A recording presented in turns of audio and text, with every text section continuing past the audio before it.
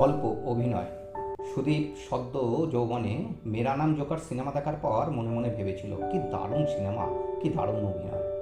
কিন্তু পরে নিজেই চিন্তা করে দেখেছি, সত্যি কি যে কষ্ট ছিল বাস্তবের জোকারদের।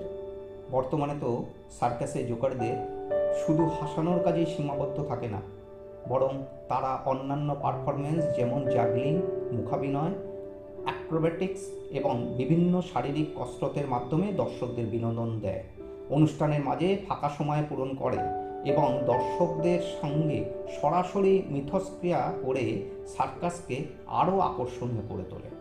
স্মার্টফোনের যুগে সার্কাসের প্রতি মানুষের আকর্ষণ কমেছে, ফলে জোকারদের কাজও কমেছে।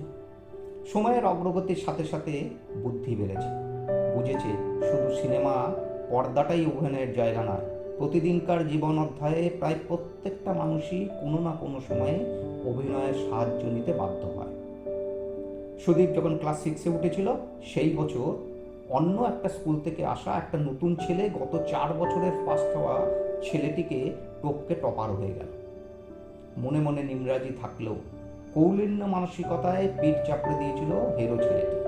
লোকচক্ষে উদার মনে তৈরি হচ্ছে বলে যেন বেশিই প্রশংসা পাচ্ছিল। সুদীপ অভিনয়ের সব বুঝেও নতুন ছেলেটিকে ওদের বন্ধুদের গণ্ডিতে প্রবেশ করিয়ে নিয়েছিল।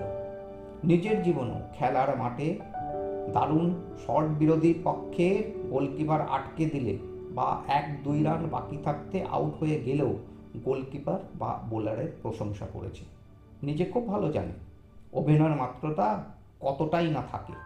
সবচেয়ে বড় অভিনয় দেখেছে রাজনৈতিক নেতাদের বক্তব্যে, সে টিভি হোক বা ময়দান। কত সাবলীলভাবে বছরের পর বছর অভিনয় করেই যায়।